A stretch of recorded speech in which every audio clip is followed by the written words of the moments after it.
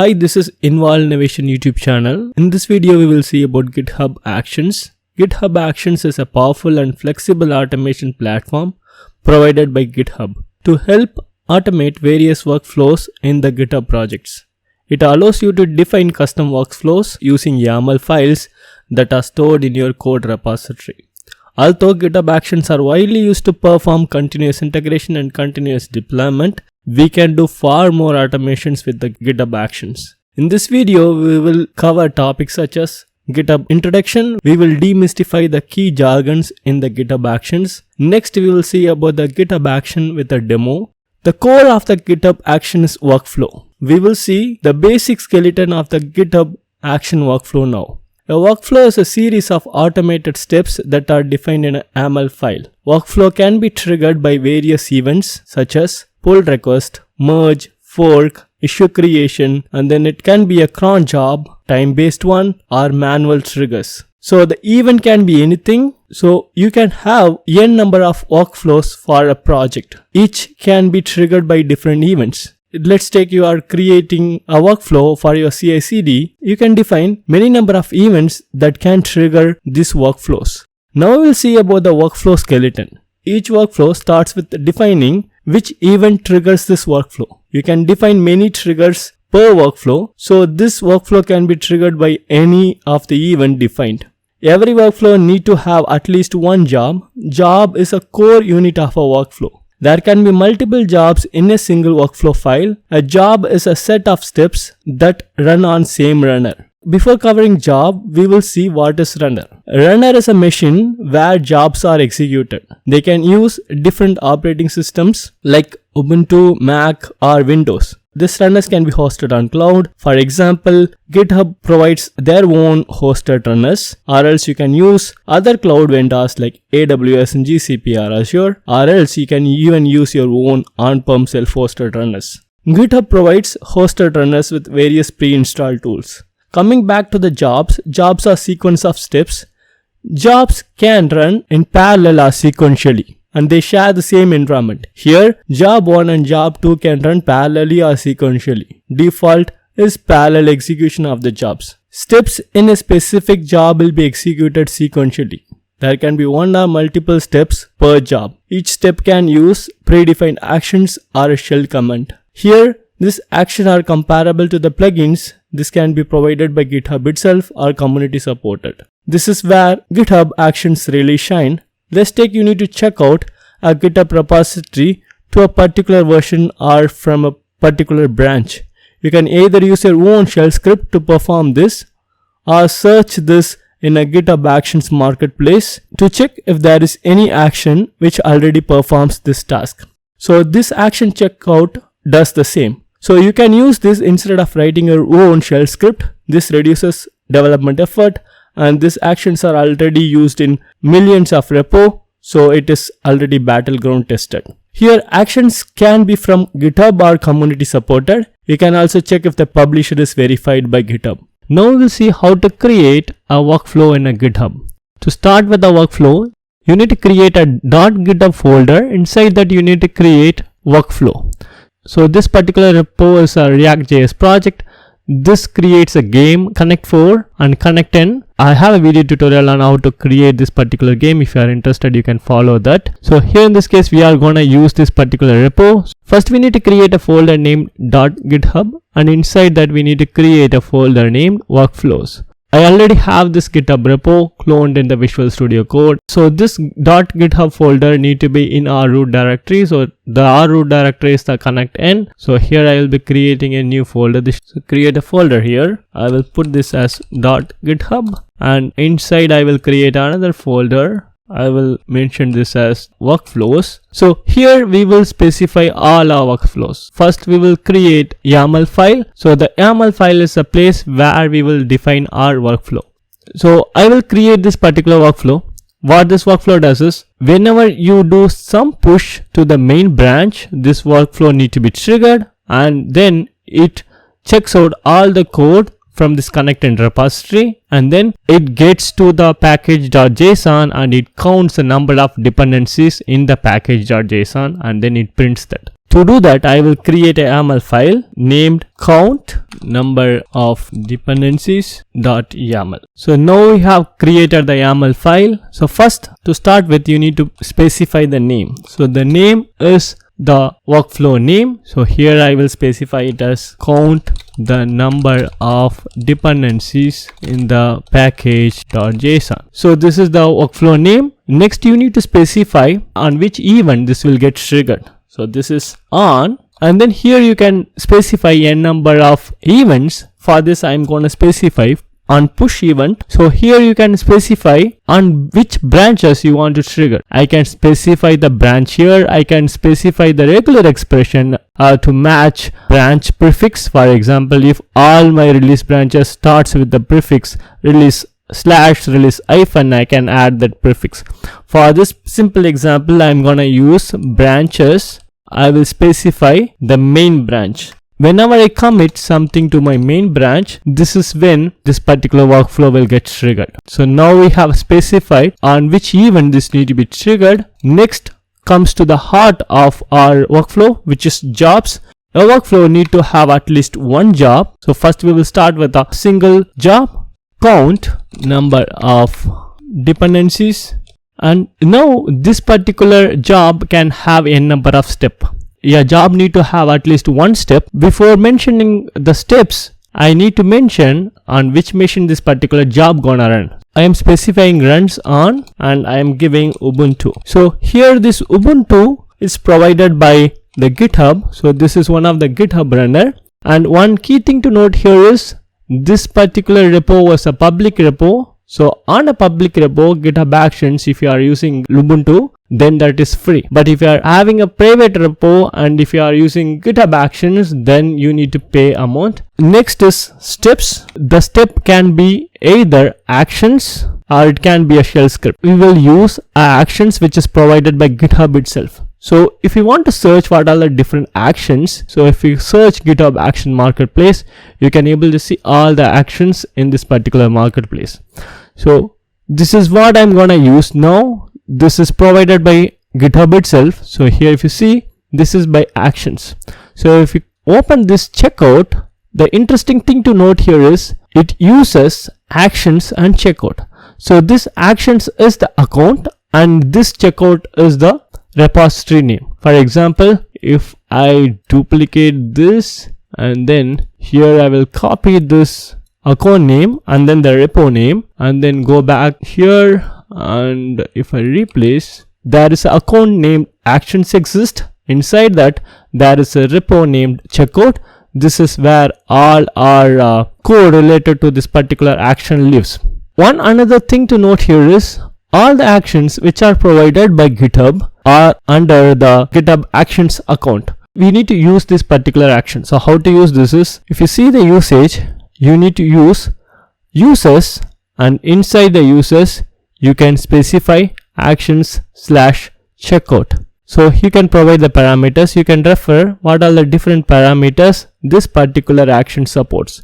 In our case, we are okay with the default parameters, so I'm not gonna provide any parameters. So copy this, and then here first I will create a name just to make sure we understand what this particular step does. Check out the repo and then paste it here. So since we are using YAML, make sure your indentation are right. If your indentation are not right, then this workflow won't compile. For this I am using a plugin. So you can go to the plugins and then you can search GitHub Actions. You can able to see the GitHub Actions and then the GitHub Actions YAML schema validation that will validate for you. For example, if I remove this particular thing from my code, it will complain that it needs job. So the job is a record property. This particular YAML doesn't have a job. This is nice way to validate.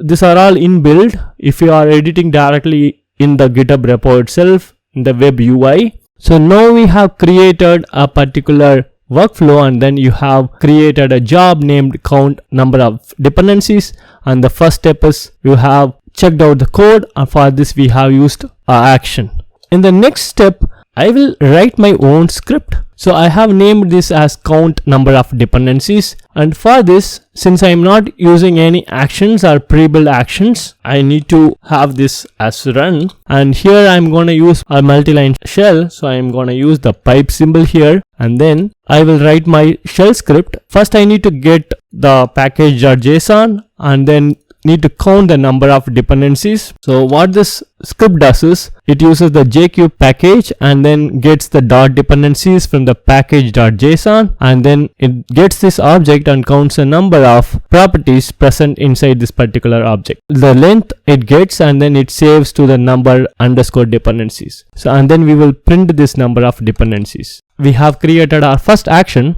So first we have created a name. So the name is our workflow name, and then we have on. This on is the event on which this particular workflow will get triggered. So you can define n number of event. I have defined one event here. Whenever I push something to my main branch, that's when this particular workflow will get triggered. I can have n number of job inside a workflow. For this I am creating only one job, and this is count number of dependencies, and this runs on the Ubuntu latest, and then it has two steps. First step is using the actions, which checks out the code, and then second is counting the number of dependencies. For this I am writing my own shell script. If you are not specifying the shell, it will pick the default shell your operating system uses. Here in this case, if you are not specifying shell, then whatever the shell that is default to this Ubuntu, that will be utilized to execute this particular script, or else we can define which shell we need. So here I will define shell as bash, and then git add.